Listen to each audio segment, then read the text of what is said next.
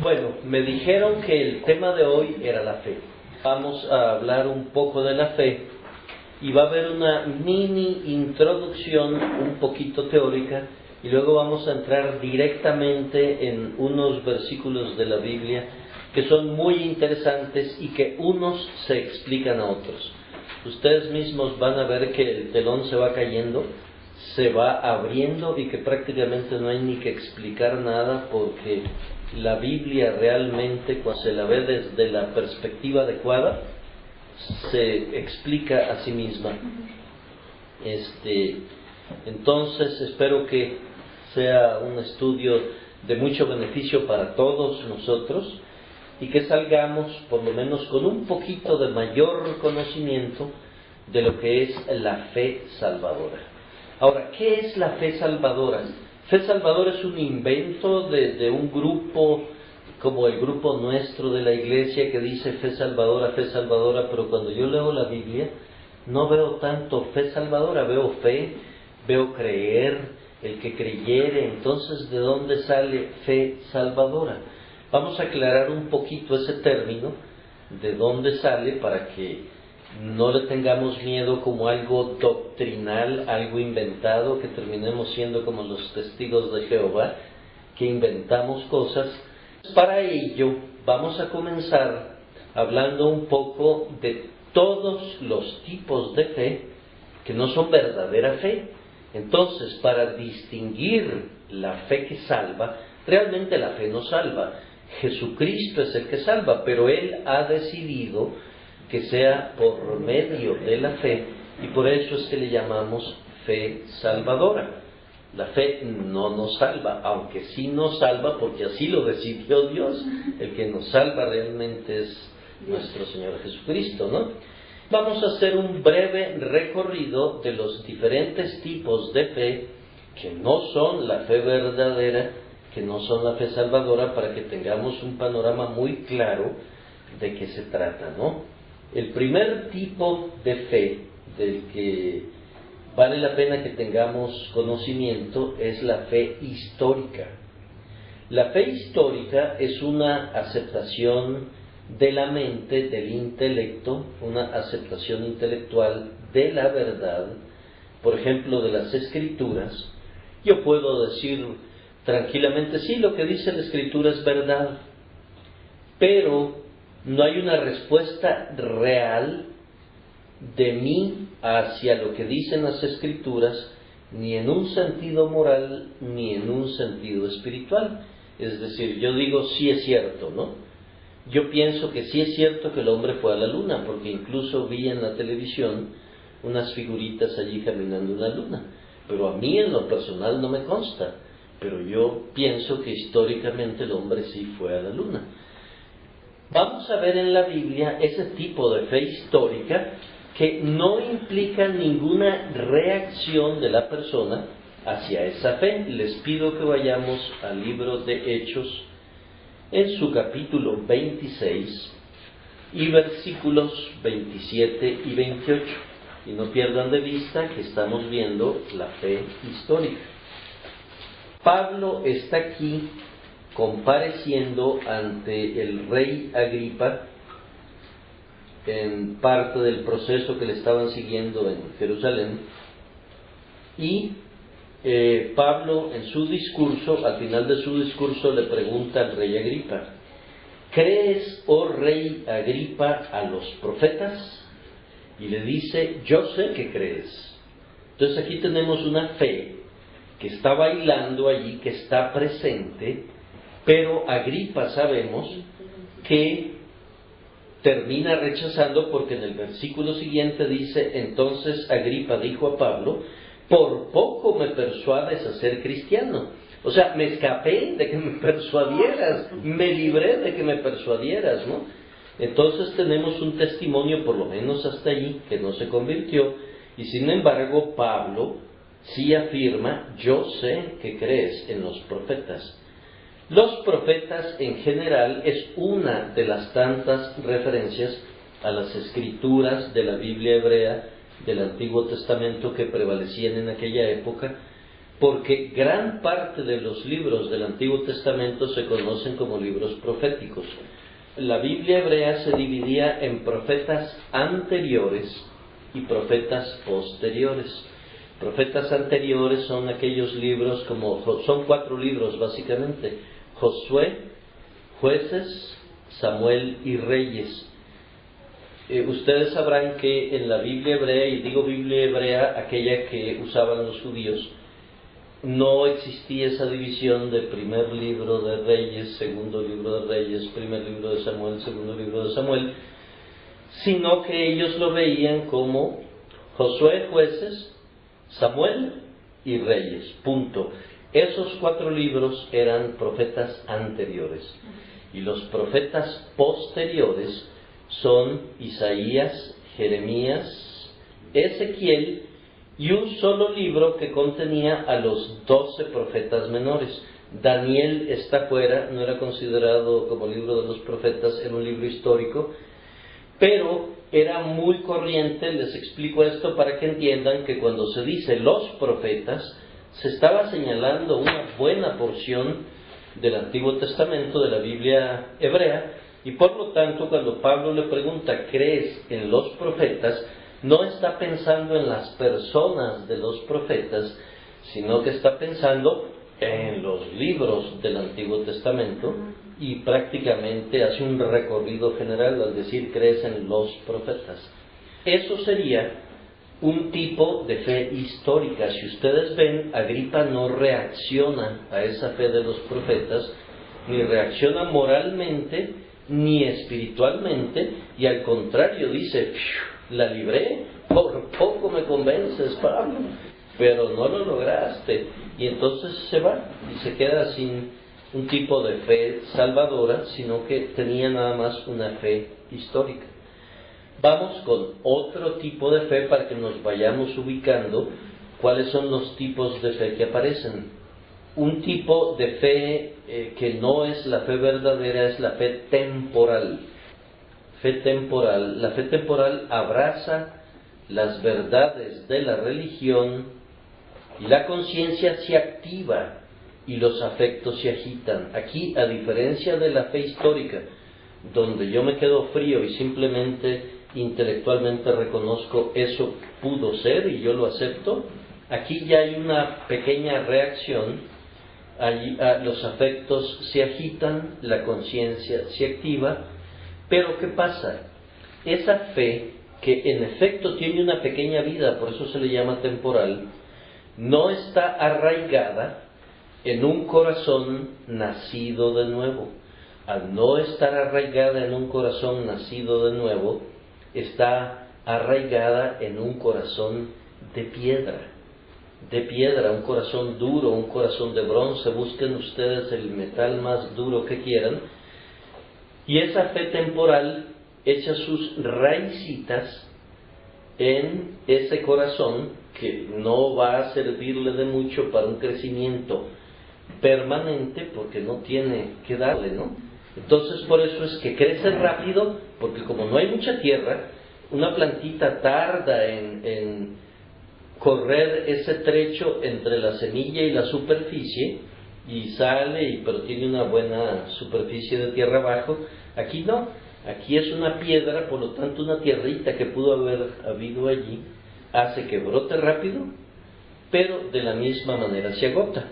El mejor ejemplo de esta fe temporal nos la da el propio Señor Jesucristo, o nos lo da en Mateo 13, 20-21, en la famosa parábola del sembrador.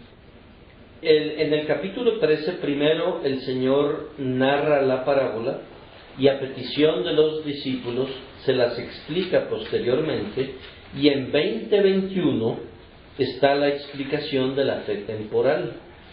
La fe temporal dice, y el que fue sembrado en pedregales, este es el que oye la palabra y al momento la recibe con gozo. Es decir, hay una reacción, hay algo afectivo que dice, me gusta esto que me están diciendo, como que está entrando, ¿no? Y como que yo no le pongo ninguna objeción, la recibo con gozo, pero no tiene raíz en sí sino que es de corta duración porque está sembrada sobre una roca, pues al venir la aflicción o la persecución por causa de la palabra, luego tropieza. Yo diría que cualquier cosa que venga, porque el corazón no nació verdaderamente de nuevo, y por lo tanto es una fe temporal, y por lo tanto, como el Señor lo dice, la persecución y la aflicción, pero también cualquier vientecito, cualquier cosa lo tumbaría, porque no está arraigado en un corazón nacido de nuevo. Esa es la fe temporal. Y es importante tener conocimiento de estas cosas, porque nosotros podemos tener una fe temporal y de pronto creer que ya tenemos una fe verdadera y caer en ese grave error y no buscar verdaderamente la fe verdadera, la fe salvadora. Por eso este ejercicio es importante para ubicarnos. En tercer lugar, tenemos fe que se llama o milagrosa o de milagros, o fe en los milagros, que puede ser de dos maneras. Una es tener fe en que el Señor me va a hacer un milagro, y la otra es que al ver yo un milagro a terceros, también voy a quedar impactado. Pero nuevamente esa no es una fe verdadera, porque es una fe que me hace reaccionar al momento porque se me hizo un milagro, o porque vi que se hiciera un milagro tremendo, y vamos a ver un ejemplo claro en la Biblia al respecto, pero no está basada en los elementos reales de la fe salvadora, que son, uno, un conocimiento básico y mínimo de Dios y sus atributos, y esto es el Evangelio, señores, el conocimiento básico de los atributos de Dios, aquellos que llamamos positivos, es decir, la omnipresencia, la omnisciencia, que es todopoderoso, que está en todas partes, Dios es luz, Dios es amor, etcétera, etcétera. Esos son los atributos positivos. Y hay otra serie de atributos que le llamamos negativos, no porque sean negativos, sino que son negativos para nosotros desde nuestra perspectiva. Y son la justicia de Dios, que no dejará que el culpable quede sin castigo, la santidad, que no puede aceptar ningún tipo de pecado, la ira de Dios. Esos atributos también existen. Esos atributos nos hacen conocer que Dios tiene una ley que no es otra cosa sino la revelación de su carácter, y que por lo tanto las reglas del juego de la relación entre nosotros y Dios se guían por esa ley, y esa ley nosotros somos incapaces de cumplirla y transgredimos continuamente esa ley, y esa es la razón por la que estamos bajo la ira de Dios. Al estar bajo la ira de Dios, la noticia es pésima, porque si continuamos bajo la ira de Dios, al morir vamos al infierno directito.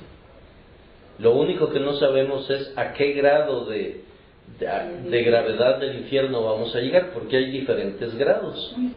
No sabemos, pero sabemos que vamos a ser condenados.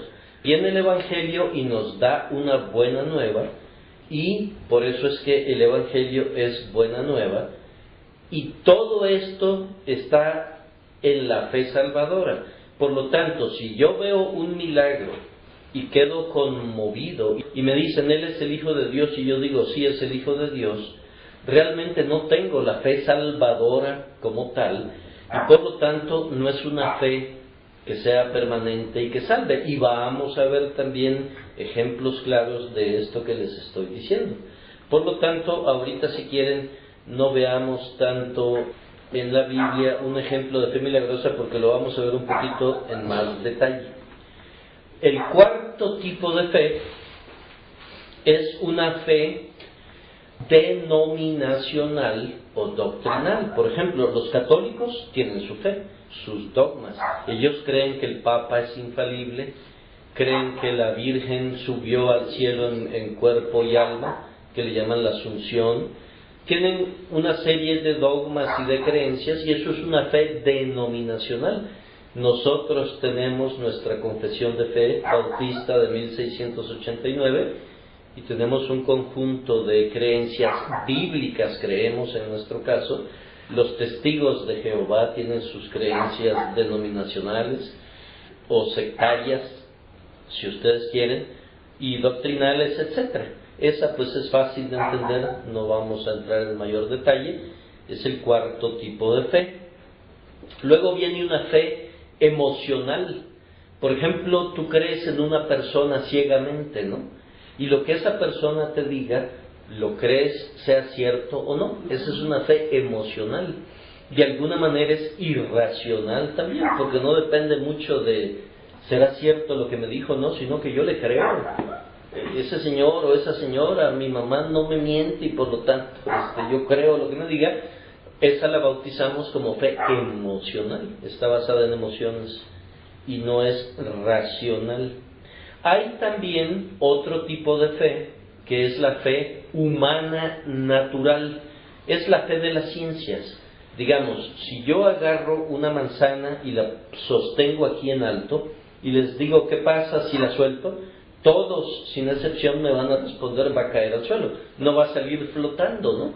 Entonces ya sabemos aún antes del hecho lo que va a ocurrir y por lo tanto hay una fe involucrada que si yo abro los dedos y suelto la manzana se va a caer. Es lo mismo de la ley probabilística, por ejemplo, si la ley de probabilidades, por ejemplo, se va a dar, ¿no? Y muchas de las leyes naturales, de los números, pues esa es una fe humana y natural. Y por último, dentro de los tipos de fe que no son fe salvadora, hay una fe selectiva. Yo creo lo que elijo creer, que es uno de los tipos de fe más populares el día de hoy. La gente dice, bueno, yo creo esto, y esto decido no creerlo, ¿no? Creo lo que me conviene, y lo que no me conviene lo desecho. Eso es un tipo de fe selectiva. Lo que me cae bien, lo que me conviene, lo acepto. Lo que no me cae bien, lo que no me conviene, lo desecho. Por eso es que usamos el adjetivo de fe salvadora, para distinguirla de todo este grupo de formas de fe que no son el tipo de fe que se requiere para la salvación, ¿no? Y vamos a ver dos ejemplos. Les pido que vayamos al Evangelio de Juan en su capítulo 2 primero y luego vamos a pasar al 3. Y entonces vamos a ir comprendiendo mejor lo que dice el Evangelio. En 2 vamos a leer del 23 al 25, que son los últimos versículos del capítulo 2.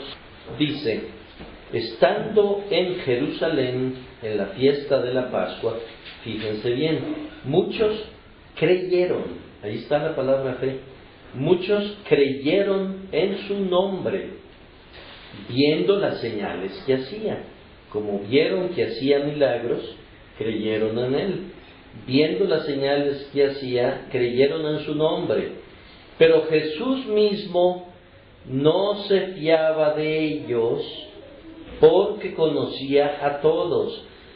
Aquí, si no estamos claros del tipo de fe salvadora, esta lectura nos podría confundir un poco, porque decimos, aquí dice que creyeron en su nombre, y aún así, a pesar de haber creído en su nombre, porque vieron las señales que hacía, Jesús mismo no se fiaba de ellos, porque conocía a todos. No tenía necesidad de que nadie le diese testimonio del hombre, pues él sabía todo lo que había en el hombre. Ya sabemos que la razón por la que él no se fiaba de ellos es porque no era una fe en él, en su persona, sino que era la fe en el milagro. Y les faltaba todo el conocimiento de los atributos de Dios, de la ira de Dios, y de la incapacidad de cumplir el hombre la ley de Dios, que finalmente nos lleva ¿a qué? Al arrepentimiento. Por eso esos dos elementos iniciales en la predicación del Evangelio, que son la persona de Dios, los atributos de Dios, el nombre de Dios y la ley, lo que hacen al predicar el Evangelio. ¿Por qué son necesarios para predicar el Evangelio? Para hacer ver que el hombre comete pecados inescapablemente, que no se puede liberar de ellos, que no puede cumplir la ley a la perfección, que a lo mejor cumple 9 mandamientos a la perfección, como el rico que se aproximó a preguntarle qué debo hacer para alcanzar la vida eterna, y le faltaba un mandamiento en su vida, el más importante, porque era la avaricia y el pecado de avaricia, y obviamente él creía que sí estaba bien y estaba re mal.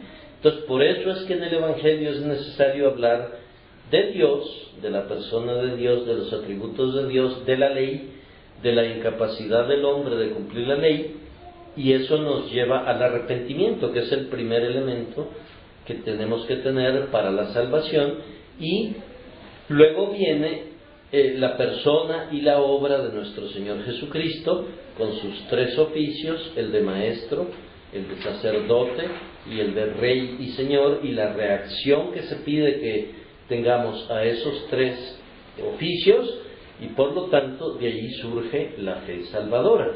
Como aquí en Juan 2, 23 y 24 y 25 no existía eso, dice muchos creyeron, ¿está mintiendo la Biblia? No, nada más que era una fe en los milagros, como lo comentábamos. Era una fe en cierta medida falsa en cuanto a la fe salvadora. Era real en ese momento porque vieron los milagros y en ese momento reaccionaron diciendo, qué tremendo, ¿no? Como la fe cuando predica Luis Palau en un estadio y la gente entra en un frenesí en ese momento y levanten la mano los que reciben al Salvador. Yo la levanto, no, pero no saben ni qué es recibir al Salvador. Entonces, para que veamos que él no se confiaba. Sin embargo, le dice allí mismo, pasamos del capítulo 2, 23, pasamos al 3, 16. Dice, porque de tal manera amó Dios al mundo, que ha dado a su Hijo unigénito, para que todo aquel que en Él cree no se pierda, mas tenga vida eterna. Ahí está, todo aquel que en Él cree. Todo aquel que en Él cree. Y por eso es que vamos a explorar, vimos en una, creyeron en Él. Pero Él dice, no se fió. Y aquí dice, todo aquel que en Él cree. Eso es lo que vamos a explorar esta noche, ese cree, ¿no?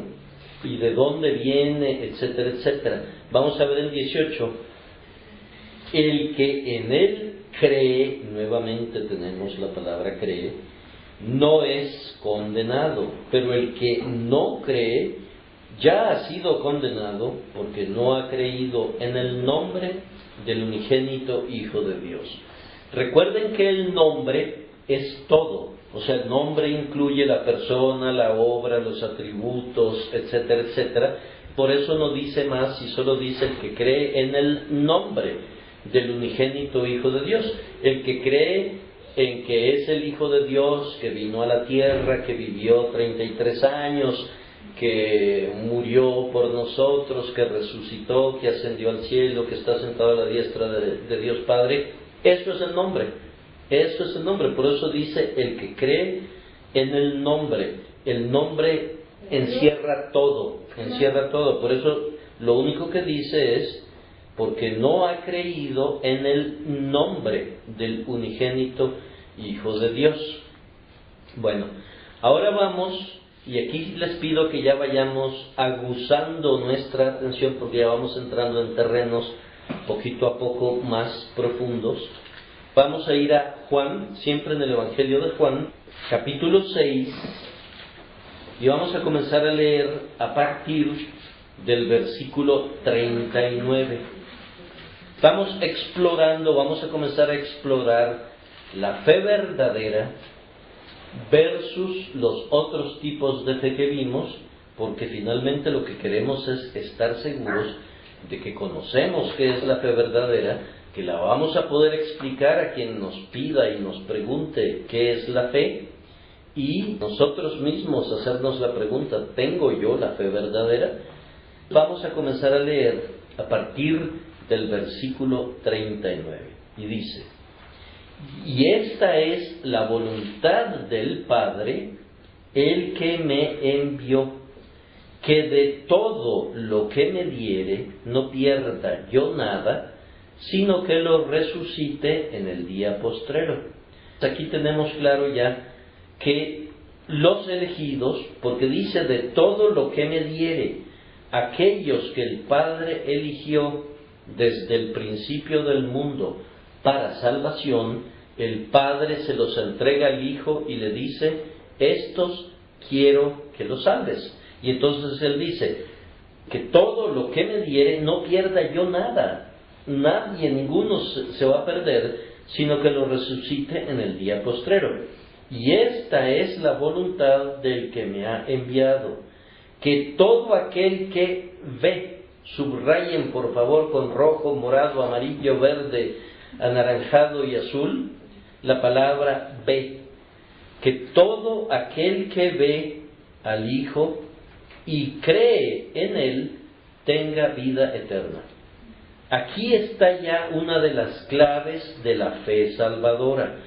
Aquel que ve al Hijo, aquel que lo vio caminando por las calles de Jerusalén, ¿no? Aquel que lo escuchó hablar en el monte y lo vio hablar en el monte. No.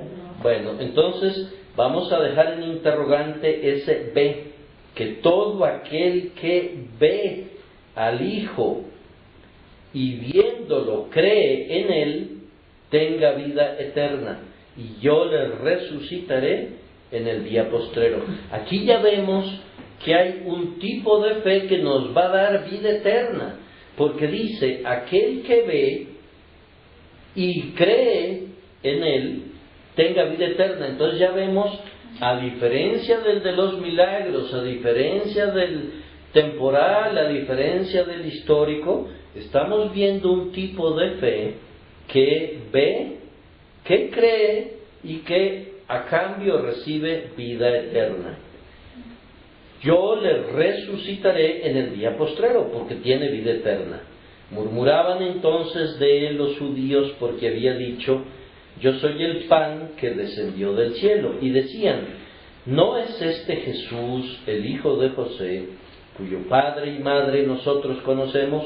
¿Cómo pues dice este, del cielo ha descendido? Si es un hombre, o sea, ahí está la falta de fe, ¿no? Pero ese no es tanto el tema. La falta de fe es, lo están viendo, pero dicen, pues lo conocemos. ¿Cómo pues dice del cielo ha descendido? Ahí está la ceguera, no lo están viendo, pero no ese es el tema. Jesús respondió y les dijo, no murmuréis entre vosotros, ninguno puede venir a mí, fíjense bien, porque esto es fundamental en la fe salvadora, ninguno puede venir a mí si el Padre que me envió no le trajere. Quiere decir que ir a Jesús, que ver a Jesús, de alguna manera no está en nuestro control. Y lo vamos a ir profundizando. Entonces ya no es tan fácil la cosa. La fe salvadora es muy bonita, pero no está enteramente a nuestro alcance, porque dice, ninguno puede venir a mí si el Padre que me envió no le trajere, y yo le resucitaré en el día postrero.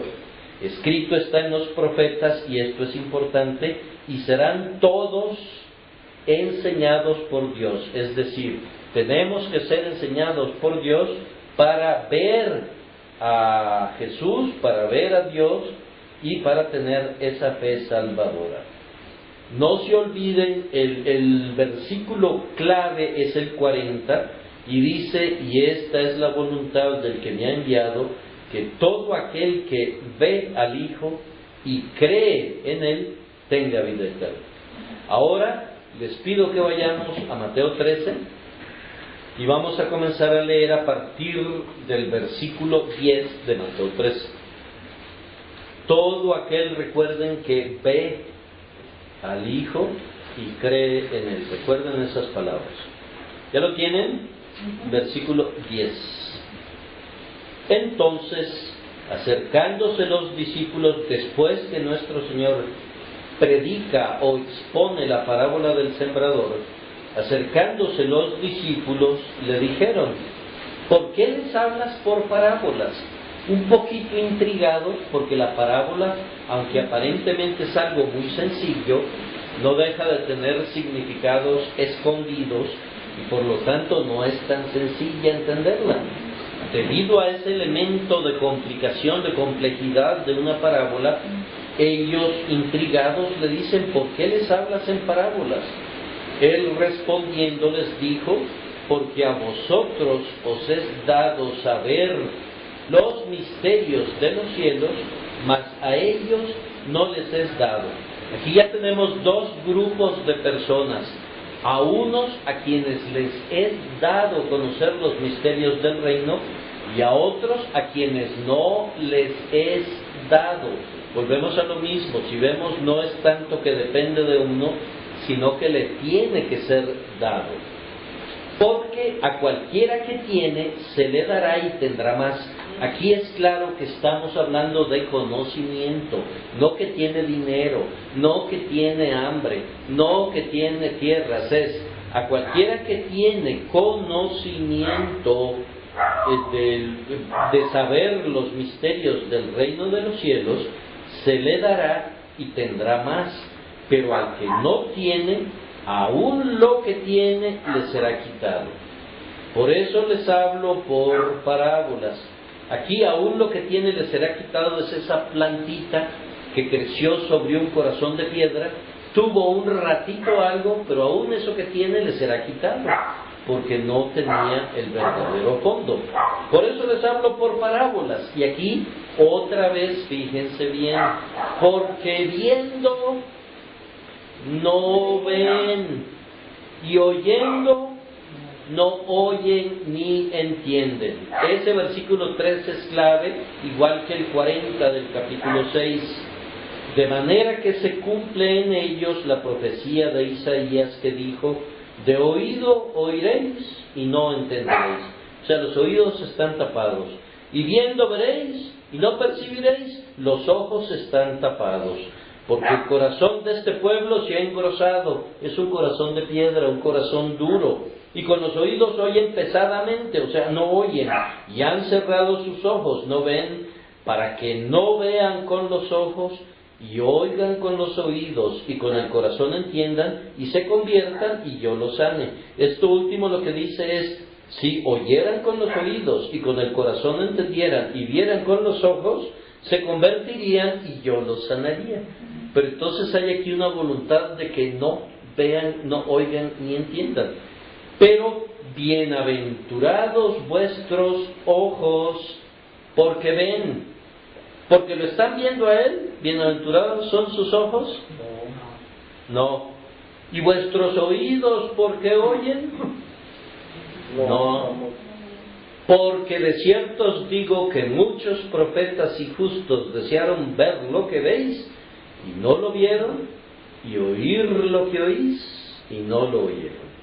Ahora, esta es enseñanza de nuestro Señor. Nuestro Señor vino al mundo a revelarnos, es la mayor revelación. En la Biblia hay muchos tipos de revelación de diferentes maneras, como nos dice Hebreos, pero la revelación mayor, la más clara, la más iluminada, es la venida de nuestro Señor. Y en su venida, tanto en su vida nos enseñó muchas cosas, como en su enseñanza, como aquí lo estamos viendo, como en sus milagros.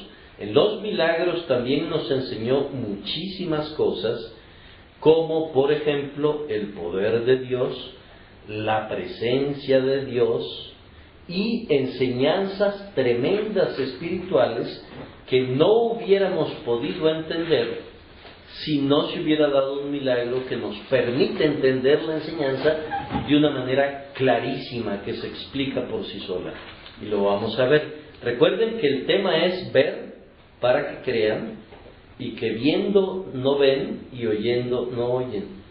Les pido que vayamos a Juan 9, y ahora sí vamos a entender clarísimo lo que es ver y lo que es creer. En Juan 9 tenemos la historia dramática, y yo diría hasta cierto punto trágica, de un hombre que nació ciego, ciego de nacimiento.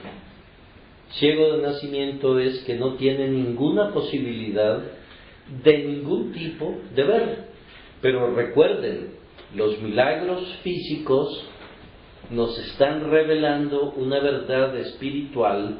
Entonces aquí no se pierdan de los dos planos, el plano físico y el plano espiritual. Tenemos a un ciego de nacimiento físico y vamos a ver a un ciego de nacimiento espiritual, como es todo mundo, o sea, no solo este ciego, y vamos a ver cómo es que llega a ver, que es el tema que estamos viendo ahora, y cómo llega a creer. Al pasar Jesús, 9:1, vio a un hombre ciego de nacimiento. Ciego de nacimiento sin posibilidad de ver.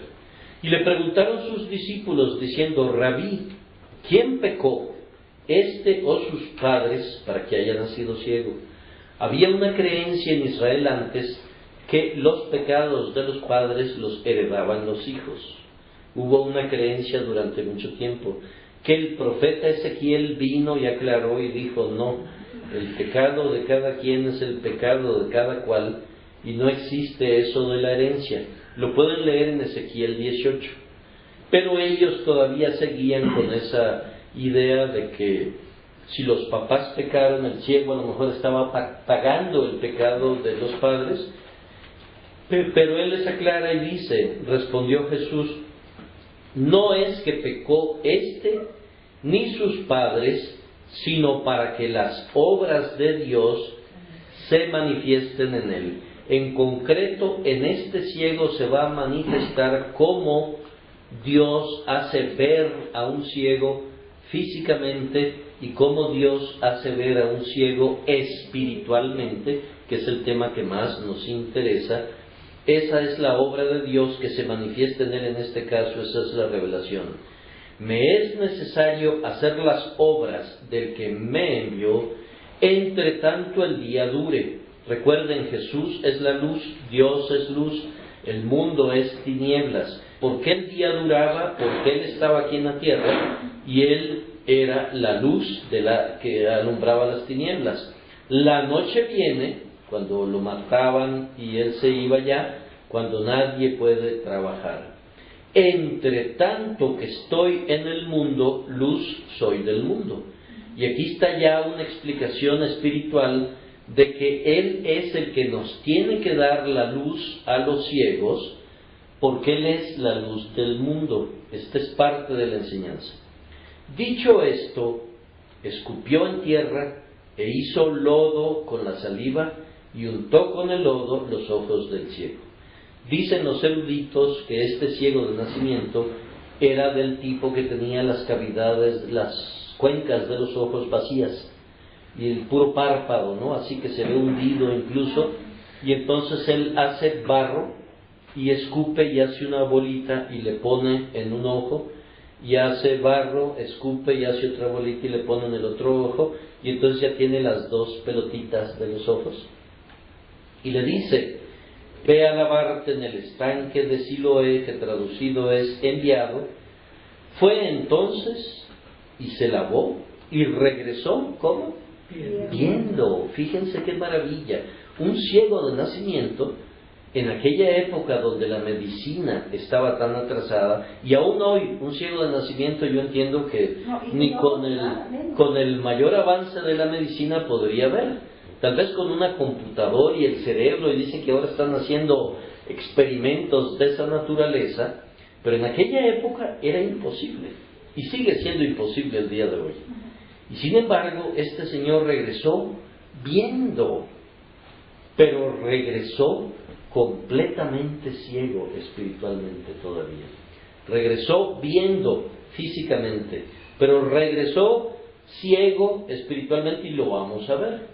Entonces, los vecinos y los que antes le habían visto que era ciego, esto nos indica que él se fue directo del estanque de Siloé a su casa, a los vecinos, ¿no? Porque los vecinos son los primeros que lo ven, y los que antes le habían visto que era ciego, es decir, a su barrio, a su colonia, a su calle, a su casa, a sus vecinos, y decían, ¿no es este el que se sentaba y mendigaba? Unos decían, Él es. Y otros, a Él se parece, porque era un milagro tan grande que les resultaba difícil aceptar que fuera Él, y por eso dicen, se parece, pero yo no creo que Él sea, ¿no? O sea, fíjense la bola de ciegos que hay allí. O sea, no pierdan de vista que todos son ciegos. Es una bola de ciegos. Y Él decía, yo soy, pero soy el más ciego, porque sigo sin ver. Y le dijeron, ¿cómo te fueron abiertos los ojos? Fíjense incluso la pregunta, qué necia, ¿no? En vez de decir, ¿quién te abrió los ojos? ¿Quién? La pregunta es, ¿cómo? ¿Cómo? ¿Por rayos X? ¿Por una computadora? ¿Por tal cosa? ¿No? Un pajarito trajo los ojos. ¿Cómo? Respondió él y dijo, aquel hombre que se llama Jesús hizo lodo, me untó los ojos y me dijo, ve al Siloé y lávate. Y fui y me lavé y recibí la vista. Y aquí viene una pregunta clave que espero que verdaderamente les cause un impacto. Entonces le dijeron, ¿dónde está él? ¿Y qué respondió? No sé. No sé. Fíjense, el hombre que le devuelve la vista, él se va directo a su colonia porque vemos que sus amigos son los que luego le estaban preguntando, identificándolo. ¿Y dónde está él? No sé. Vemos el milagro, por eso dice, recuerdan en Juan 2, 23 que decía, vieron los milagros que hacía, pero él no se fiaba creyeron en él, pero él no se fiaba, porque conocía el corazón. Se los voy a poner más claro, porque él no les había abierto los ojos a esos que vieron los milagros. Él no les había abierto los ojos. Dice el ciego, no sé, vamos a dejarlo allí. Vamos a saltar del 13 al 34, vamos a regresar después a esa etapa, porque hay enseñanza allí, pero vamos a ir al 35. Vamos a ir al versículo 35. Recuerden que nos quedamos con que el vil ciego, y digo vil porque no sé, ¿dónde está? No sé.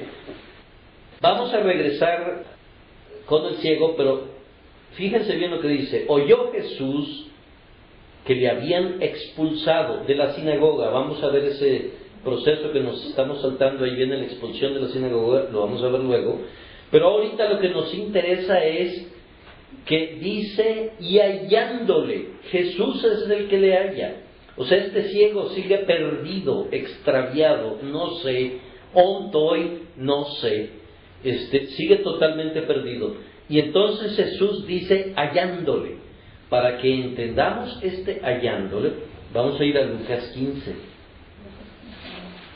Vamos a ir a Lucas 15 y vamos a regresar luego a Juan. Pero ahorita estamos viendo que la Biblia, si ustedes ven, la Biblia nos va explicando a la Biblia. O sea, aquí no estamos metiendo nada de fuera. Lucas 15, 1. Y en el versículo 1 vamos a leer. Dice, se acercaban a Jesús todos los publicanos y pecadores para oírle. Y los fariseos y los escribas murmuraban diciendo, a los pecadores recibe y come con ellos. Entonces él les refirió esta parábola entre paréntesis. Fíjense qué calidad de ciegos los fariseos y los escribas, porque están viendo al Salvador de los pecadores y están diciendo, a los pecadores recibe y come con ellos. Y a nosotros que somos justos con justicia propia, no nos pega. Y anda con pecadores. Si ustedes ven, están totalmente ciegos los fariseos y los escribas. Él les refirió esta parábola. ¿Qué hombre de vosotros, teniendo 100 ovejas, si pierde una de ellas, no deja las 99 en el desierto y va tras la que se perdió hasta encontrarla? Si quieren subrayar, y va tras la que se perdió hasta encontrarla. Y cuando la encuentra, la pone sobre sus hombros gozoso. Hasta ahí vamos a llegar ahorita. La pregunta es, ¿qué hombre de vosotros, teniendo 100 ovejas, si pierde una de ellas, no deja las 99 en el desierto y va tras la que se perdió? Cualquiera lo haría, ¿no? Claro, ¿sí? ¿Estás de acuerdo, Álvaro? ¿Paco? ¿Qué hombre no va tras la oveja perdida y la recupera? La respuesta es nadie. Solo Jesús puede hacer eso. Y lo vamos a ver por qué.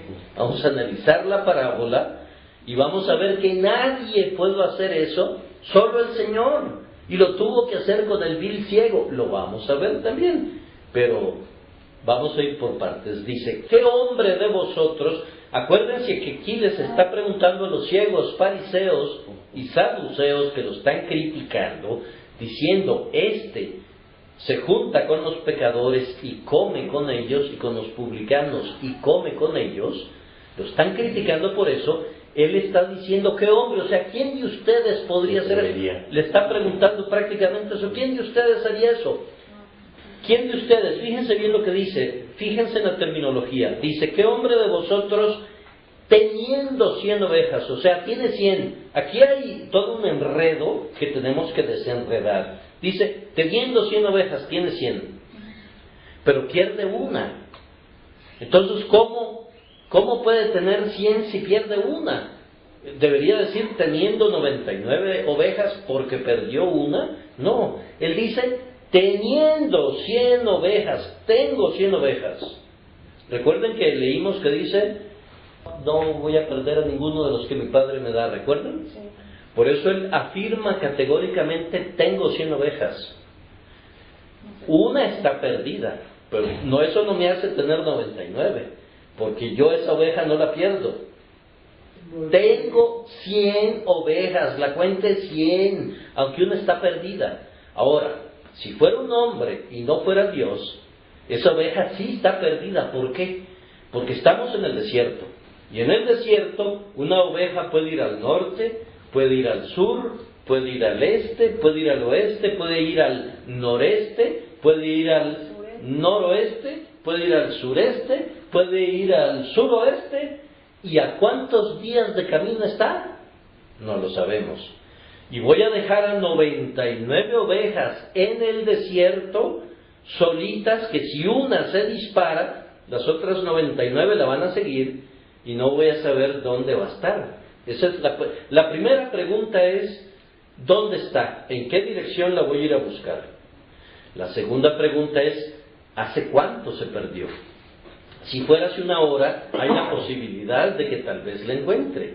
Si fuera mediodía, quién sabe. Si fuera un día, lo más seguro es que quién sabe. Si fueran 2 días, ya la pobre oveja estuvo la noche en el desierto y los lobos nocturnos se la comieron, o la serpiente, o un águila. Ahí vi un programa en la televisión el otro día de cómo por allá en el Tíbet unas águilas tremendas cazan cabritos y animales grandes, ¿no?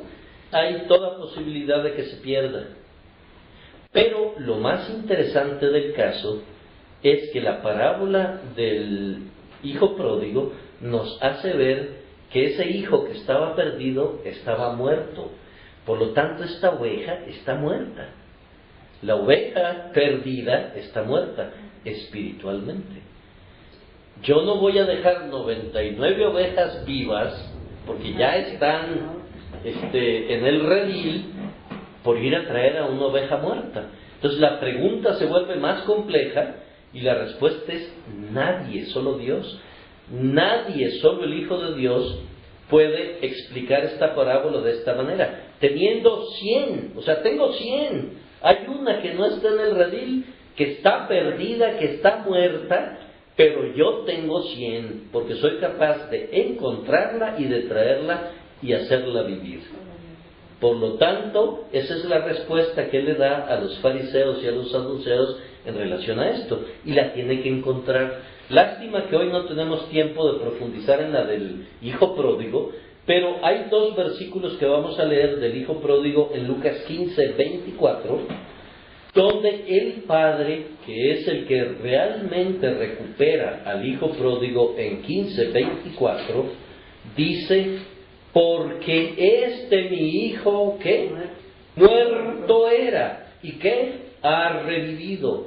Se había perdido y encontró su camino de regreso. No, y es hallado, tiene que ser hallado, porque está muerto. No es que el hijo encontró su camino de regreso, no es que el hijo, como predican normalmente este capítulo, el hijo se levantó. Hermanos, imiten al hijo pródigo, levántense, vayan a la casa de su padre. ¿Qué? No prediquen tonterías, está muerto el hijo pródigo. Este hijo mío muerto era y ha revivido. El padre lo tuvo que revivir para que se levantara y dijera: me levantaré y voy a ir a la casa de mi padre.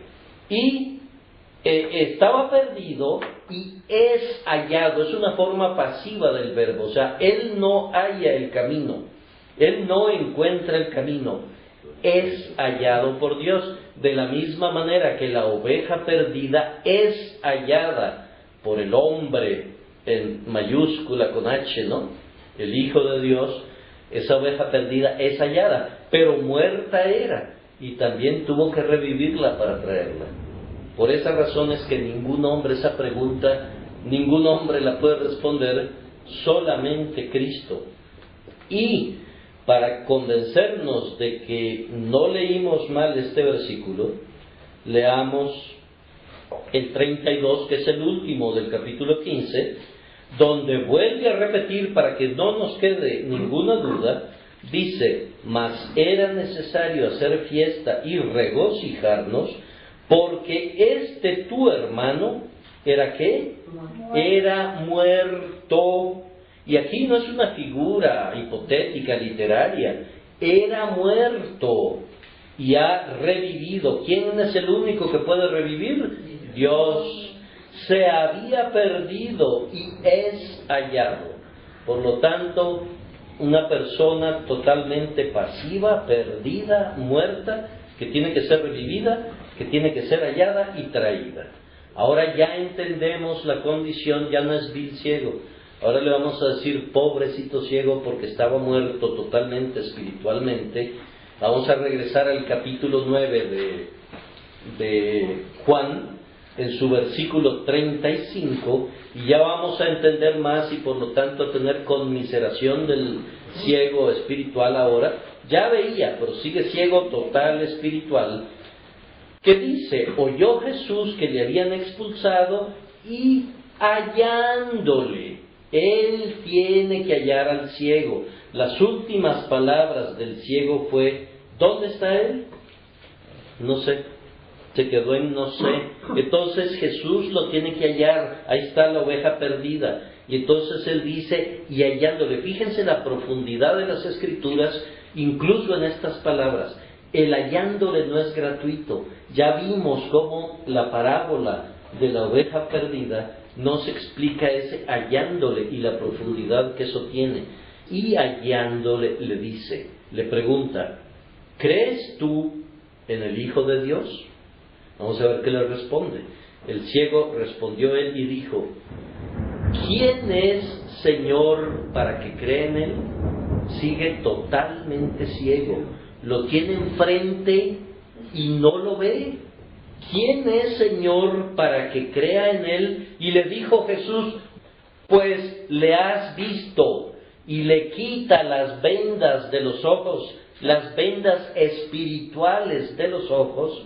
Le tiene que decir: le has visto, y el que habla contigo, y le quita los tapones espirituales de los oídos, el que habla contigo, él es. Y ahora que ya no tiene las vendas de los ojos, y ahora que ya no tiene los tapones espirituales en los oídos, dice: creo, Señor, y le adoró.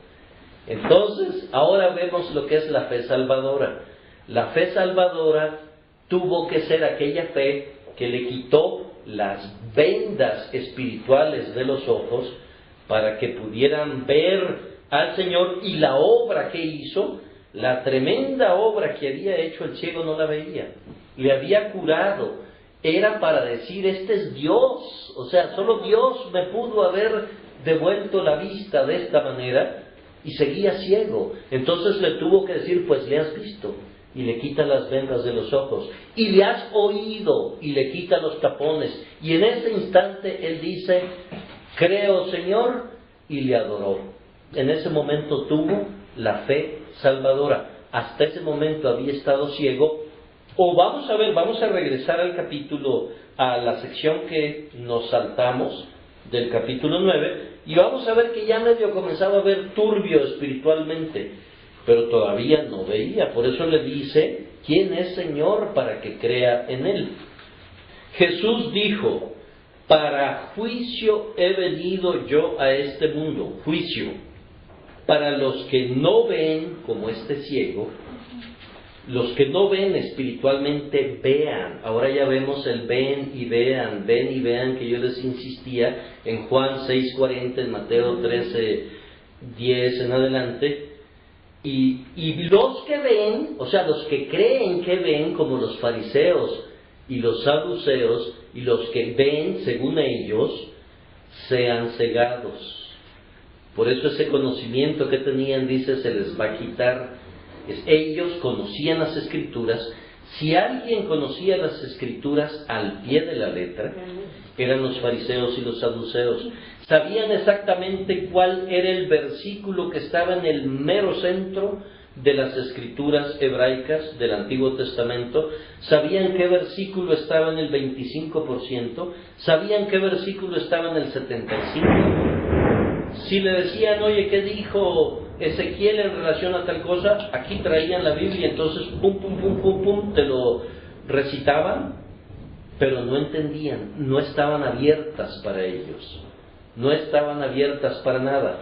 Lo vemos aquí, que dice, Juan 5:39, donde él está debatiendo con los fariseos, y dice, escudriñad las Escrituras, porque a vosotros os parece que en ellas tenéis la vida eterna, pero ellos veían en la letra el tener la vida eterna, y él les está diciendo, y ellas son las que dan testimonio de mí. O sea, ellos no tenían la Escritura abierta para ver dentro del texto a Jesús, a Jesucristo. Solamente conocían el texto. Así como mencionaban ahorita antes del estudio que los testigos de Jehová se traían así los versículos, era exactamente la forma en que ellos lo veían.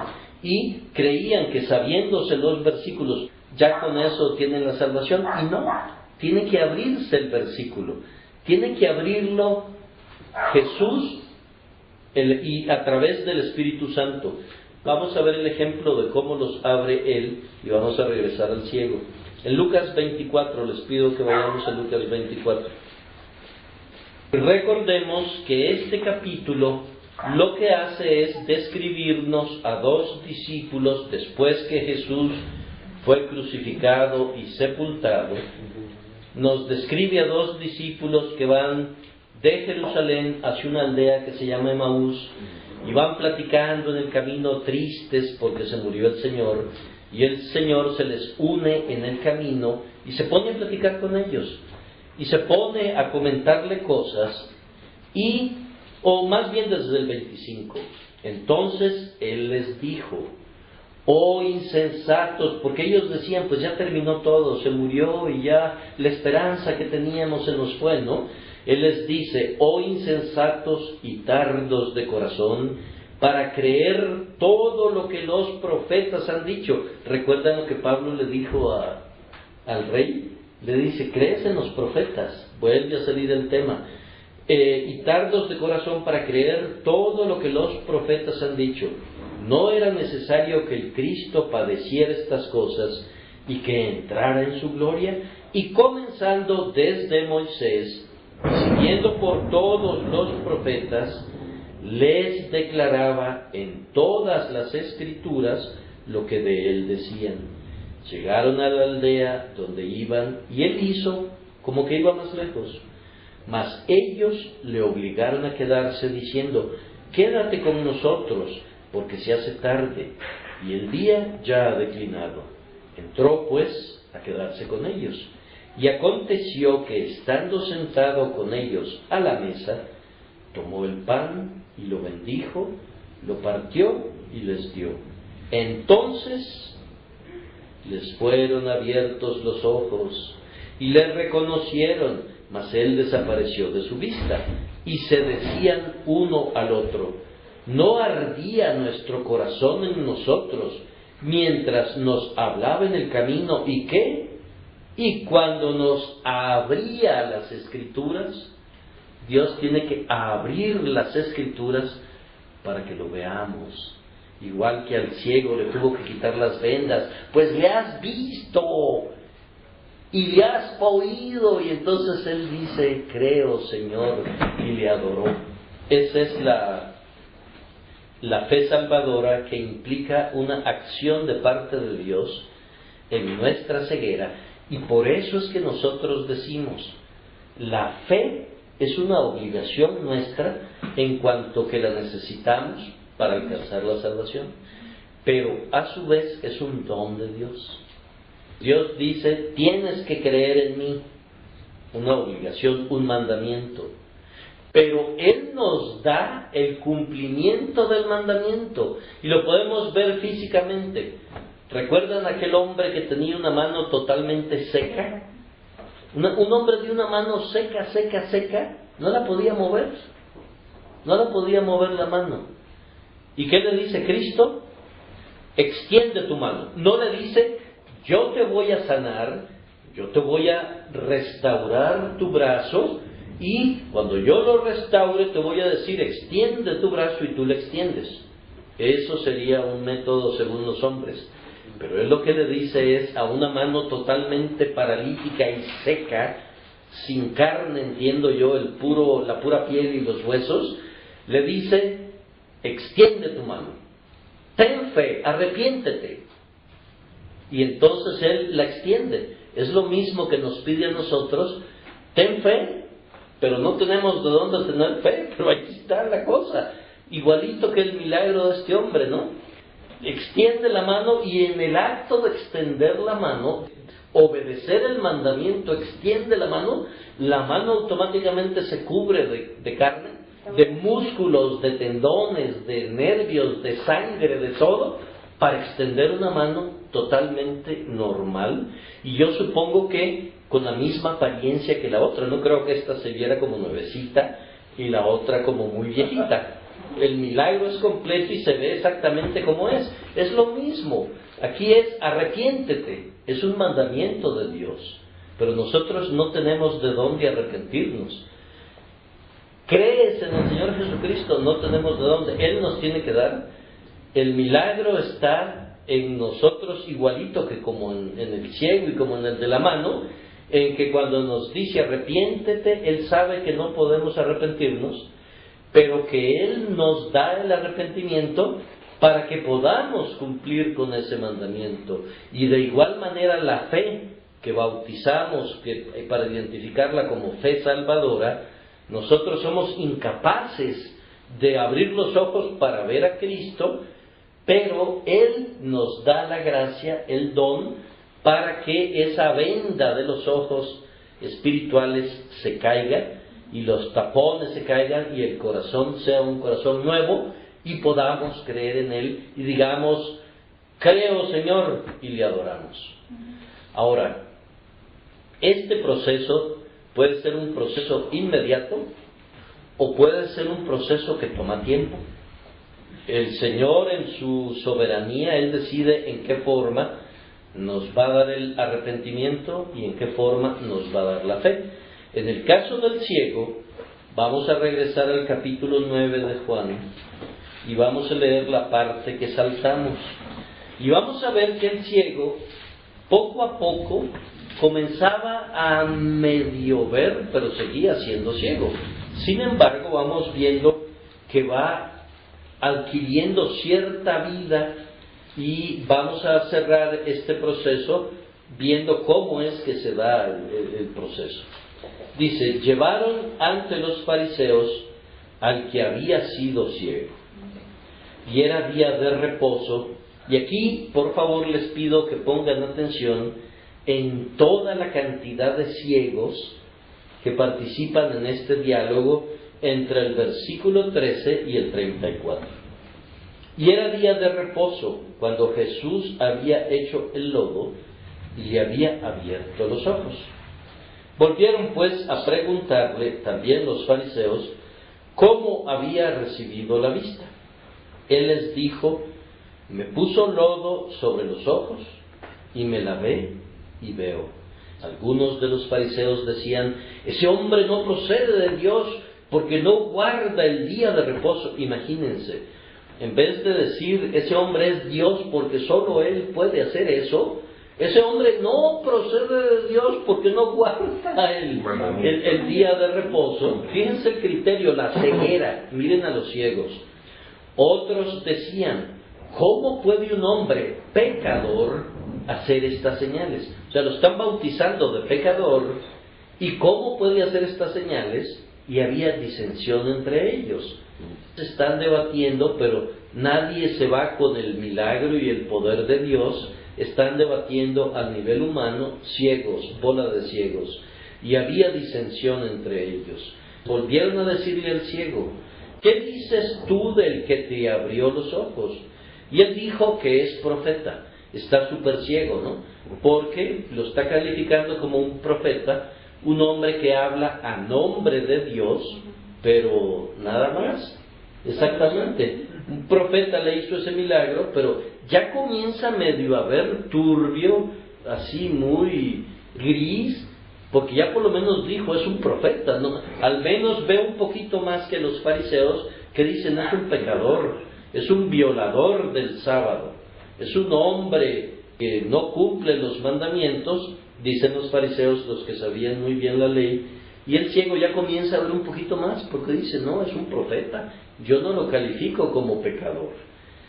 Pero los judíos no creían que él había sido ciego. Ahí está más de la ceguera. O sea, en vez de aceptar que Dios había hecho el milagro de darle la vista, ellos prefieren y optan por decir que no había sido ciego y que había recibido la vista, hasta que llamaron a los padres del que había recibido la vista.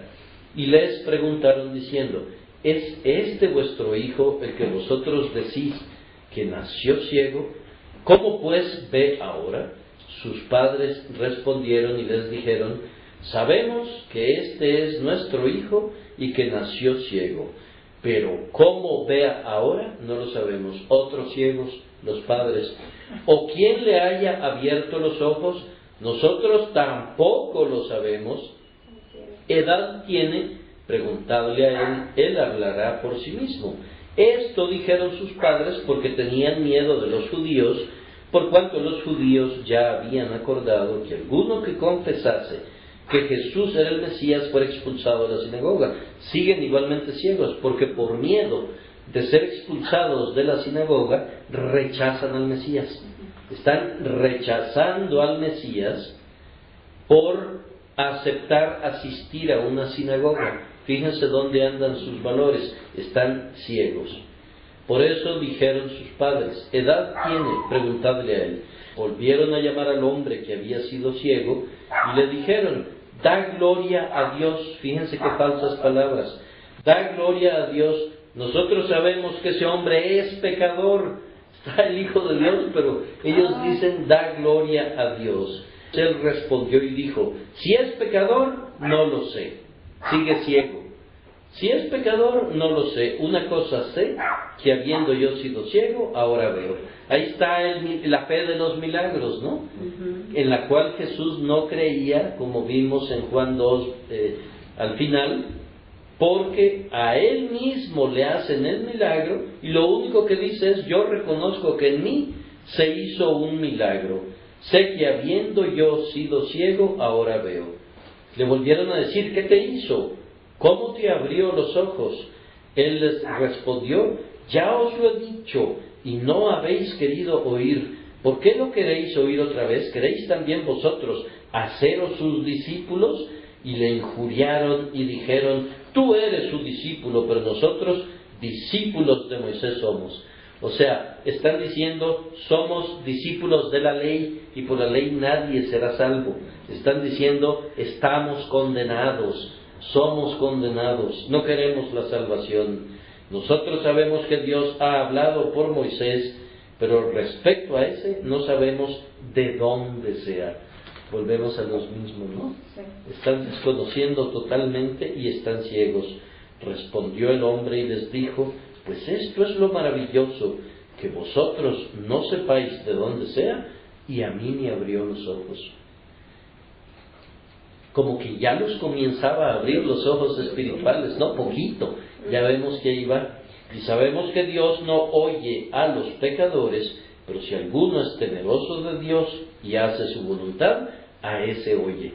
Desde el principio no se ha oído decir que alguno abriese los ojos a uno que nació ciego. Ya comienza a ver, si éste no viniera de Dios, nada podría hacer. Este versículo 33 es el que nos da la base para que cuando le quita las vendas de los oídos y los tapones, ya puede decir, creo, Señor, porque ya es una fe salvadora, ya fue en función del conocimiento de Dios, en función de todo lo demás, y ya el ciego comenzaba a ver, si éste no viniera de Dios, nada podría hacer. Respondieron y le dijeron, tú naciste del todo en pecado, y nos enseñas a nosotros, y le expulsaron. Pero entonces ya vemos lo que es la fe salvadora. Ya él había comenzado a entender lo que es Dios, los atributos de Dios, y dice, si éste no viniera de Dios, nada podría hacer. Ya está reconociendo, aunque seguía todavía el pobrecito ciego, hasta que le quitaron las vendas de los ojos espirituales y los tapones de los oídos espirituales, y le ablandaron su corazón. Ya vemos que la fe salvadora es lo más fácil del mundo, pero es lo más difícil del mundo. ¿Por qué? Porque en sí la fe salvadora es muy fácil, pero tiene que ser un don de Dios. Si no es un don de Dios, nosotros somos incapaces de tener fe salvadora, como somos incapaces de tener el arrepentimiento verdadero. Y por lo tanto, esa moneda de la salvación tiene dos caras. Una que se llama arrepentimiento, que es un don de Dios, y otra que se llama fe salvadora, que es un don de Dios. Pero ambos son obligaciones nuestras. El que no tiene fe salvadora y el que no se arrepiente, el día del juicio va a ser condenado porque no tuvo arrepentimiento y no tuvo fe salvadora, y no le podrá decir a Dios, es que tú no me la diste. Porque hay un versículo que dice, el que a mí viene, yo no le echo fuera. El que se quedó sin fe salvador y sin arrepentimiento, es que no fue a él.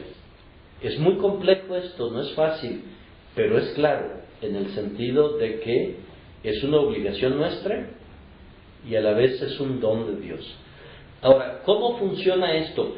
Para que lo visualicemos, vamos a ver cómo es que Dios da la vida a un muerto espiritual, ¿no? Por ejemplo, este ciego tuvo que pasar un proceso muy similar al de la resurrección de Lázaro, que es lo que vamos a ver en este momento.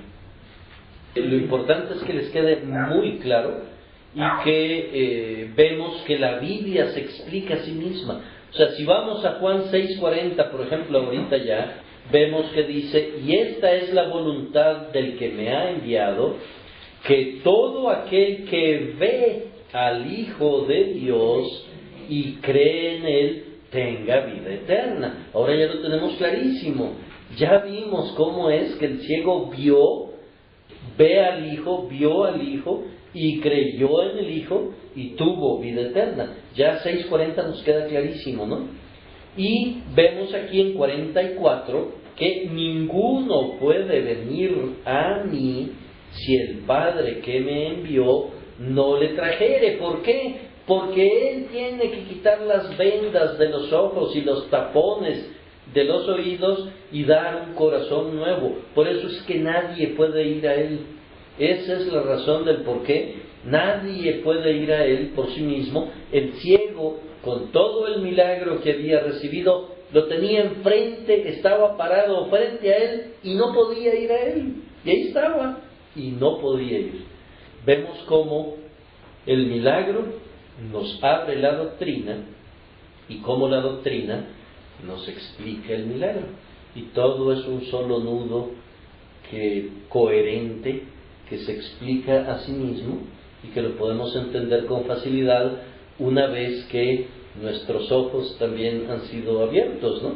Por ejemplo, y ahora espero que entendamos con mucha claridad la parábola de la oveja perdida, y vemos que dice que tiene a 100, aunque perdió una, no tiene 99, tiene a 100, y esa que perdió está muerta, y está perdida, y tiene que ser hallada, y tiene que ser revivida.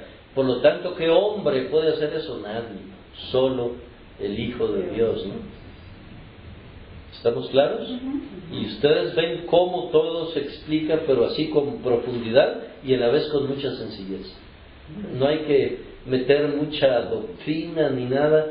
La Biblia se explica solita prácticamente, y si sabemos aplicar la doctrina a los milagros y viceversa. Ahora vamos a ver el milagro de Lázaro, Juan 11. El milagro de Lázaro, volvemos a lo mismo, es un milagro de un cuerpo putrefacto, hediondo, como dice la Biblia, pero a la vez, como todo milagro, recuerden, es una revelación de verdades espirituales. Lázaro es una imagen clara de lo que es todo ser humano antes de ser llevado a la vida, antes de conocer al Señor, antes de recibir un corazón nuevo. Lázaro muerto, vean los dos planos y véase cada uno de ustedes en la etapa cuando no había conocido al Señor. Cada quien se pone su nombre: Lázaro muerto, Alan; Lázaro muerto, Paco; Lázaro muerto, Paco, Lucila, etc. En la parte espiritual versus la parte física. Comenzamos. Es Juan 11:38. Lázaro está muerto. Jesús se entera y comienza diciendo, profundamente conmovido otra vez. Y esto es para decirnos que Lázaro está realmente muerto. Jesús, profundamente conmovido otra vez, ya nos había dicho antes que se conmovió mucho, vino al sepulcro. Era una cueva y tenía una piedra puesta encima. Dijo Jesús, quitad la piedra. Marta, la hermana del que había muerto, o sea, de Lázaro, le dijo, Señor, hiede ya, porque es de 4 días, no pidas eso, por favor, porque cuando quiten la piedra, nos vamos a morir de la pestilencia, ¿no? Del mal olor, y vamos a tener que salir corriendo, casi diciéndole, no lo hagas, hiede ya, porque es de 4 días. Jesús le dijo, ¿no te he dicho que si crees, verás la gloria de Dios? Quitaron la piedra de donde había sido puesto el muerto. Y Jesús, alzando los ojos a lo alto, dijo, Padre, gracias te doy por haberme oído. Yo sabía que siempre me oyes, pero lo dije, y aquí viene lo importante de que todos los milagros tienen una enseñanza, lo dije por causa de la multitud que está alrededor, para que crean que tú me has enviado. Por eso es que yo no estoy inventando al decir vamos a ver este milagro como una enseñanza espiritual, porque el mismo Señor nos está diciendo, por causa de la multitud que está alrededor, para que crean que tú me has enviado. Y habiendo dicho esto, clamó a gran voz, Lázaro.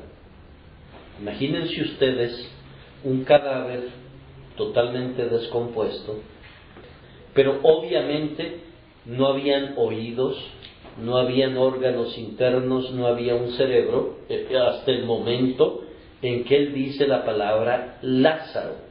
En el momento en que él dice la palabra Lázaro, le está dando a Lázaro todos los elementos necesarios para que Lázaro oiga su nombre. Es igualito que el hombre de la mano seca. Extiende tu mano. Pero Señor, ¿qué no ves que tengo mi mano chueca que no la puedo extender. No, extiende tu mano. Y le extiende igualito aquí. Lázaro. Y Lázaro en ese instante se reconstituye igualito que el hombre de la mano seca, de tal manera que puede oír Lázaro, puede oír esa palabra. Esa es la palabra que da vida, esa es la palabra que le dio vida. Lázaro es la palabra del Evangelio que da vida a los muertos de la misma manera. Cuando le dice, pues ya has visto, le está haciendo ver. Le has oído, le está haciendo oír. Igual aquí, Lázaro, entonces le está haciendo oír. Y luego le dice, ven fuera, sal de la tumba, sal de la muerte, sal de la podredumbre, sal de tu vida corrompida, sal de todos los pecados que te tienen en la podredumbre y en la contaminación en el sepulcro, sal fuera. Pero es una orden que tiene que venirle a Lázaro. Lázaro primero oye y luego recibe una orden. Fíjense qué bonito, porque dice, y el que había muerto salió, atadas las manos y los pies con vendas, y el rostro envuelto en un sudario. O sea que hasta la salida afuera de la cueva es un milagro, porque el Señor está atado, vendado, no puede ver porque el sudario le tapaba completamente el rostro y los ojos. La propia salida del sepulcro es un milagro. Es un milagro. Yo me imagino, ustedes imagínense como quieran que salió, yo me imagino que salió como flotando en el aire, ¿no? Porque no podía ver, no podía caminar. Si tenía vendadas las manos y los pies, pues prácticamente salió flotando. Es decir, salió por la obra de Dios, por la acción de Dios de la cueva. Y así es como salimos de nuestra perdición. Alan, sal fuera. Y entonces yo, que tenía las manos y los pies atados y la cabeza cubierta con un sudario, salgo de la tumba y Jesús le dice, desatadle y dejadle ir. En el caso del ciego, él propio fue el que le quitó el sudario, él propio fue el que le quitó los tapones de los oídos, cuando le dice, pues le estás viendo. En otros casos él dice, pues quitadle esto, que será el predicador que está predicando el Evangelio, pero en todo caso, el que es hallado tiene que tener una actitud pasiva, porque él no puede salir por sí mismo, tiene que ser revivido con el Lázaro y tiene que ser sacado con el sal fuera, y tienen que quitársele vendas y amarras y ataduras y sudarios y todo lo demás para que nazca de nuevo, ¿no? Allí es donde la persona espiritualmente tiene la fe salvadora. Por lo tanto, la fe salvadora, como les decíamos, es algo muy sencillo, porque ¿en qué consiste la fe salvadora? La fe salvadora, y les recomiendo que se aprendan de memoria un libro muy bello, sencillo, y lo mejor que yo he encontrado para explicar la fe salvadora se llama Todo por Gracia, de un predicador un poco desconocido de Londres que se llama Charles Haddon Spurgeon, pero tiene ese libro que es un verdadero tesoro si lo saben leer. Es sencillo, nada más dedíquenle tiempo, no lo lean corriendo, no lo lean por trámite, no lo lean porque pues hay que decir ya lo leí. Es sumamente sencillo y sumamente profundo y explica a fondo la fe salvadora y esto que hemos hablado. Y si ustedes dominan ese libro, ¿qué es lo bueno de dominarlo? Que van a poder explicarlo a cualquiera, lo que es el Evangelio, la fe salvadora, y les dará unas armas tremendas, asombrosas, para poder explicar el Evangelio a cualquiera de manera efectiva, de manera eficaz. Está de acuerdo a lo que explica el Evangelio en este tema. La fe salvadora es, después que yo ya conozco los atributos de Dios y la ira y la santidad y la justicia, y después que sé que hay una ley que se deriva de esos atributos de Dios, que Dios establece esa ley para que haya un trato correcto con Él de parte del hombre, y que nos hace ver como un ayo que somos incapaces de cumplir esa ley. Entra en nosotros una convicción de pecado que no nos podemos quitar de ninguna manera. Esa convicción de pecado la pintaba Bunyan como un paquete en la espalda que no se puede quitar, que es parte de nosotros mismos. Imagínense como una jiba, como una pelota en la espalda, que no es operable, porque si lo operan se muere la persona. Uno tiene ese tremendo problema. Tengo una pelota en la espalda, una carga tremenda que me inclina prácticamente hasta el suelo. No puedo levantar la vista a Dios, no puedo hacer nada, pero de pronto me dicen, hay un solo camino de salida a tu condición, solo una puerta, y esa puerta es Cristo, y ese camino de salida es Cristo. ¿Por qué Cristo es la puerta y el camino de salida y el único que te puede quitar eso? Porque Él es el Hijo de Dios que vino a la tierra y nos vino a revelar a Dios. Es decir, nosotros tenemos que creer en su enseñanza como maestro, el primer elemento de la fe salvadora. Lo que el Señor me enseña, y me enseñó a través de los profetas, y me enseñó a través, en todo el Antiguo Testamento está la segunda persona de la Trinidad. No le llamo Jesús porque no había encarnado, pero está la segunda persona de la Trinidad, y por lo tanto Él nos enseña todo. Yo respondo a sus enseñanzas creyéndolas a pie juntillas, tal como me las enseña.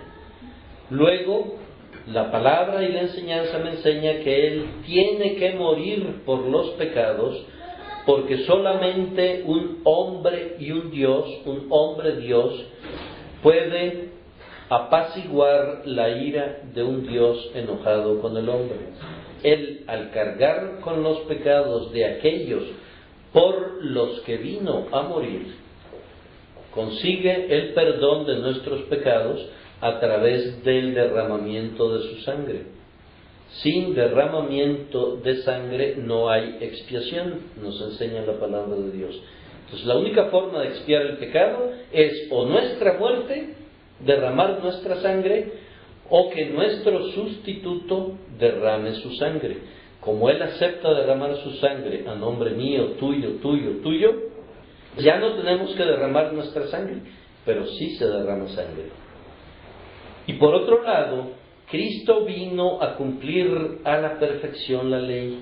Por un lado, me borra mis pecados con su sangre, y por el otro lado, me viste con su manto de justicia, con el cual yo ya soy acepto y agradable a los ojos del Padre, porque ya no ve a aquel desgraciado pecador miserable, corrupto que era, sino que ahora ve el manto de justicia de su Hijo cubriendo al pecador, y por lo tanto ya se puede ir delante del Padre sin que uno muera automáticamente, y por eso es que el Padre oye ya las oraciones y las peticiones, y por eso es que el Padre adopta al pecador como hijo, porque ya ve a su Hijo en el pecador, ve el manto de justicia de su Hijo cubriendo al pecador.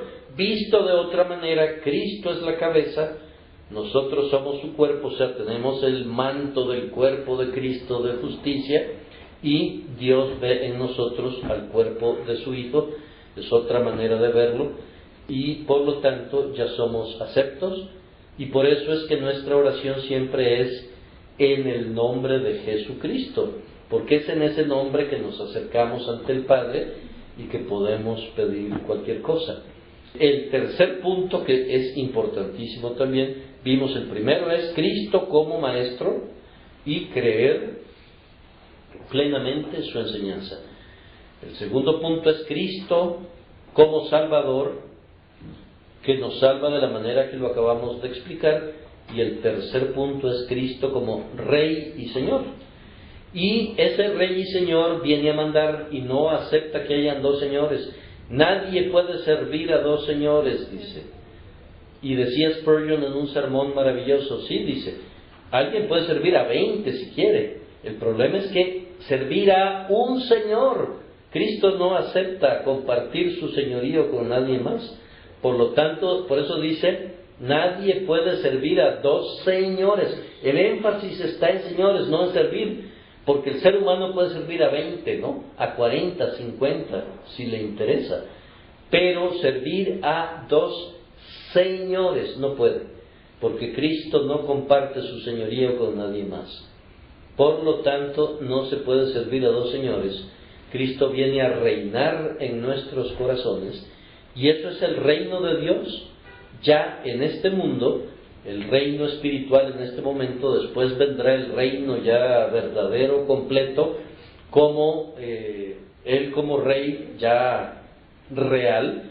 Pero en este momento es Rey real en nuestro corazón, en cada corazón convertido, en cada corazón nacido de nuevo, y así es como entramos al reino de los cielos. Ahora ya entendemos por qué dice, en verdad os digo que si no naciereis de nuevo, no entraréis al reino de los cielos. ¿Por qué? Porque se necesita tener ese corazón que acepte a Cristo como Señor, y Él no acepta venir como Señor si no hay la fe salvadora y el arrepentimiento y el nacimiento nuevo. Entonces, si ustedes ven, es fácil. O sea, ya le entendimos todo el mecanismo, pero a la vez es sumamente difícil porque tiene que venir de Dios. Esa es en esencia la fe salvadora que les venía a explicar esta noche. Solo voy a cerrar entonces con una cita de Mateo al respecto de esto. Cuando el joven rico se acerca a preguntarle qué debo hacer, es Mateo 19, en 25 vamos a leer, Mateo 19, 25. Dice en 25, sus discípulos, oyendo esto, se asombraron en gran manera, diciendo, ¿quién pues podrá ser salvo? Fíjense en esta pregunta, ¿quién pues podrá ser salvo? Y mirándolos Jesús les dijo, para los hombres esto es imposible, mas para Dios todo es posible.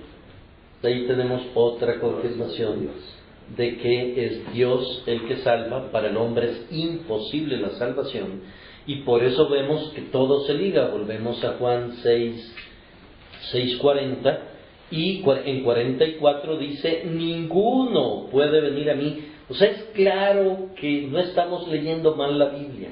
Todo lo explica de una manera muy clara. Ninguno puede venir a mí si el Padre que me envió no le trajere, y yo le resucitaré en el día postrero. Entonces, aquellos que no quieren reconocer la elección, aquellos que no quieren reconocer la soberanía de Dios, francamente están ciegos, francamente no entienden. Francamente hay que orar por ellos en vez de enojarse con ellos, porque lo que indica es que Dios no les ha quitado las escamas de los ojos, las vendas de los ojos, para ver que el hombre no pone absolutamente nada de nada en la salvación de nuestras almas, que todo viene de Dios. Estamos llenos de obligaciones, pero Dios nos tiene que dar la gracia para cumplir esas obligaciones. Nos tiene que dar la gracia para arrepentirnos, para tener la fe salvadora y para el proceso de santificación que comienza en ese momento. ¿Esto a qué nos lleva? A estar tremendamente agradecidos con el Señor. Uno, porque nos enseña estas verdades de manera muy clara. Dos, porque nos da un corazón dispuesto a escuchar estas verdades, que son duras. Los de la época de Jesús en una ocasión le dijeron, dura es esta palabra, y dieron la espalda y se fueron. Nosotros, por su gracia, no vemos que su palabra sea dura, y por lo tanto tenemos que vivir agradecidos de este tipo de enseñanza, porque no es muy común, créanmelo. Es una enseñanza que escasea mucho en estos tiempos. Y por otro lado, quisiera hacerles un llamado, porque también es una gran responsabilidad, ya que es una doctrina muy rara en el sentido de que no abunda. en el sentido de que no se predica prácticamente el día de hoy, siento yo que nos pone en una responsabilidad muy seria de divulgar por todos aquellos medios que podamos esta verdad al mayor número de personas. Tenemos que pedirle a Dios que ponga en nuestro corazón esa ansia de divulgar la verdad, primero de aprenderla nosotros mismos, y aprenderla bien, y pedirle la gracia de que la podamos predicar para que nos utilice Él como siervos útiles, porque yo pienso que no dejará de pedirnos cuentas al habernos hecho depositarios de esta verdad y que nosotros lo tomemos con mucha calma, con mucha pasividad, con el mañana, vamos a ver si mañana trabajo para el Señor, ¿no? Pero la pregunta continua es, ¿qué puedo hacer que no estoy haciendo?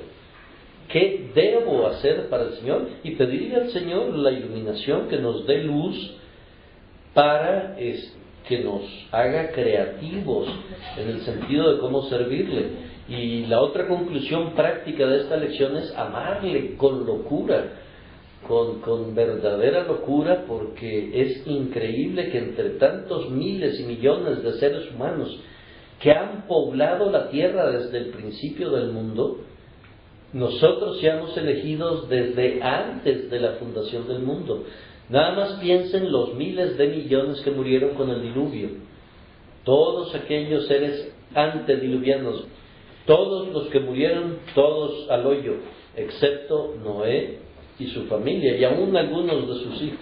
Tiene que ser un agradecimiento tremendo, vivir súper agradecidos, y ese agradecimiento tiene que hacernos arder en amor y en servicio al Señor. Yo creo que con eso pues concluyo con esta pequeña exhortación a animarlos de veras a poner el máximo de ánimo en esto. No es un juego, es algo muy serio, y es algo que es una verdadera bendición para nosotros. Es una verdadera bendición el conocimiento de la verdad, el poder ver que la Biblia es tan coherente. No mucha gente lo ve. Yo ahora que he tenido contacto con pastores, es impresionante ver que llevan años y años y años y enseñando, y ellos mismos no conocen mucho de la verdad, ¿no? Entonces, el hecho de que Dios desde el principio nos haya puesto en un camino donde se nos enseña la verdad, es una bendición que no se puede medir fácilmente, ¿no?